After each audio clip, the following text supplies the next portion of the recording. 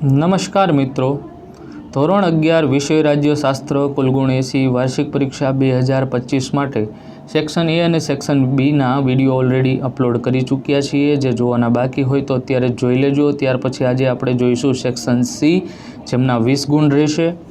જો મિત્રો ચેનલમાં નવા હોય તો સૌપ્રથમ ચેનલને સબસ્ક્રાઈબ કરી બેલ આઇકન પર ક્લિક કરો, જેથી નવા વિડીયો અપલોડ થાય તો તરત જ તમને નોટિફિકેશન મળે। નીચે આપેલા પ્રશ્ન ક્રમાંક 25 થી 38 સુધીના પ્રશ્નોમાંથી કોઈ પણ 10 પ્રશ્નોના તમારે ટૂંકમાં જવાબ આપવાના છે। દરેકના 2 ગુણ રહેશે। 25. સત્તાનું વિકેન્દ્રીકરણ એટલે શું? રાષ્ટ્રના પ્રત્યેક રાજ્યની પ્રાદેશિક એકમ સરકારને વહીવટી સરળતા ખાતર સ્થાનિક પરિસ્થિતિ મુજબ નાના નાના પ્રાદેશિક વિભાગોમાં રાજ્યના વિસ્તારને વહેંચી નાખવામાં આવ્યા છે। આ સ્થાનિક કક્ષાની જવાબદારી તેમજ કાર્યોની સોંપણી કરી સ્થાનિક કક્ષાએ વહીવટી સત્તા સોંપવાની પ્રક્રિયાને સત્તાનું વિકેન્દ્રીકરણ તરીકે ઓળખીએ છીએ। ત્યાર પછી 26મો પ્રશ્ન છે, નજીરી અદાલત એટલે શું?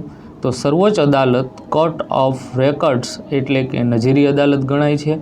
દેશની તાબાની અદાલતો માટે તેણે આપેલા ચુકાદાઓ કે નિર્ણયો કાયમી દસ્તાવેજ ગણાય છે। તેથી આ ચુકાદાઓ નીચેની તમામ અદાલતો માટે શિરોમાન્ય છે। નીચેની અદાલતો વિવિધ ચુકાદાઓ આપવા નજીરી અદાલતના ચુકાદાઓનો સંદર્ભમાં ઉપયોગ કરે છે।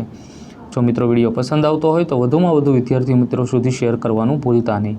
27. સ્થાનિક સ્વરાજ્યનું અગત્યનું શું છે? તો સ્થાનિક સ્વરાજ્ય સત્તાનું વિકેન્દ્રીકરણ સિદ્ધ કરે છે। સ્થાનિક નાગરિકોને તેઓની જવાબદારી પ્રત્યે સભાન બનાવે છે। લોકશાહીની તાલીમશાળા તરીકે ઉપયોગી છે। ઓછા વહીવટી ખર્ચ કરકસરયુક્ત વહીવટ શક્ય બને છે। વહીવટી સુધારાવાળી પ્રયોગશાળા છે। સ્થાનિક કાર્યોમાં નાગરિકોને સામેલ કરી શકાય છે। નાગરિકોના સ્થાનિક મુદ્દાઓમાં રસ વધે છે, તે સાથે સંબંધ ધરાવે છે। ત્યાર પછી ક્વેશ્ચન્સ આપેલો છે, ધારાસભાનું મહત્ત્વ સમજાવો। તો લોકશાહીમાં ધારાસભાનું આગવું મહત્ત્વ છે। ધારાસભાનું કાર્ય માત્ર કાયદાઓ ઘડનાર સંસ્થા તરીકે સીમિત ન રહેતા લોકતાંત્રિક રાજકીય આ પ્રક્રિયાઓનું મહત્ત્વનું કેન્દ્ર છે। ધારાસભાના વિવિધ વિષયોને લઈ ચર્ચા, બહિષ્કાર, વિરોધ, પ્રદર્શન, સર્વસંમતિ, સહયોગ, સહકાર વગેરેના દ્રશ્યો જોવા મળે છે, જે લોકશાહીને જીવંત રાખે છે। ત્યાર પછી ક્વેશ્ચન્સ આપેલો છે, સર્વોચ્ચ અદાલતના ન્યાયાધીશની લાયકાત જણાવો। તો તે ભારતની નાગરિકતા ધરાવતો હોવો જોઈએ।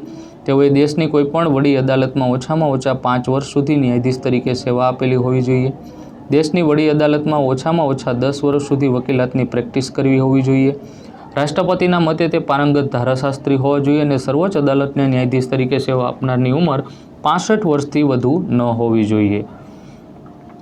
ત્યાર પછી સંસદના બંને ગૃહોના સભ્યપદ માટેની લાયકાત જણાવવાની છે। તો લોકસભા અને રાજ્યસભા નાગરિકતા બંનેમાં ભારતીય।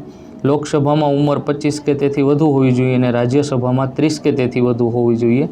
લાભનું પદ છે, કેન્દ્ર કે સરકારમાં સવેતન હોદ્દો ધરાવતી ન હોવી જોઈએ। કેન્દ્ર કે રાજ્ય સરકારમાં સવેતન હોદ્દો ધરાવતી ન હોવી જોઈએ। ત્યાર પછી કરાર કરવા સમક્ષ, ગંભીર ગુના, અન્ય એક ગૃહમાં સભ્ય, આ દરેક મુદ્દાઓ છે જે અહીંયા આપણે આવરી લીધેલા છે, જે તમારે રાજ્યસભા અને લોકસભાની અંદર લખવાના રહેશે। ત્યાર પછી ક્વેશ્ચન્સ આપેલો છે, રાજકીય સમાજશાસ્ત્ર શેનો અભ્યાસ કરે છે? તો રાજ્યશાસ્ત્ર અને સમાજશાસ્ત્ર વચ્ચેના ગાઢ સંબંધોની રાજકીય સમાજશાસ્ત્ર અસ્તિત્વમાં આવ્યો છે, જેમાં ભારતીય સમાજ, તેનું સ્વરૂપ, તેની વિશિષ્ટતાઓ વગેરેનો અભ્યાસ કરવો જ પડે છે। ત્યાર પછી ક્વેશ્ચન છે, ગ્રાહક સુરક્ષા ધારો શું છે? તો ગ્રાહક સુરક્ષા ધારી એટલે ગ્રાહકોની પાસે ખોટી રજૂઆતો કરી તેમને ભોળવી, વિશ્વાસમાં લઈ અને લૂંટતા વેપારીઓ સામે તાત્કાલિક કામ એક ચલાવી શિક્ષા કરનારા તેમજ નુકસાનનો ભોગ બનનાર ગ્રાહકોને નુકસાન અને આર્થિક વળતર આપવાની ઝડપી કરવામાં આવેલો કાયદો એટલે ગ્રાહક સુરક્ષા ધારો।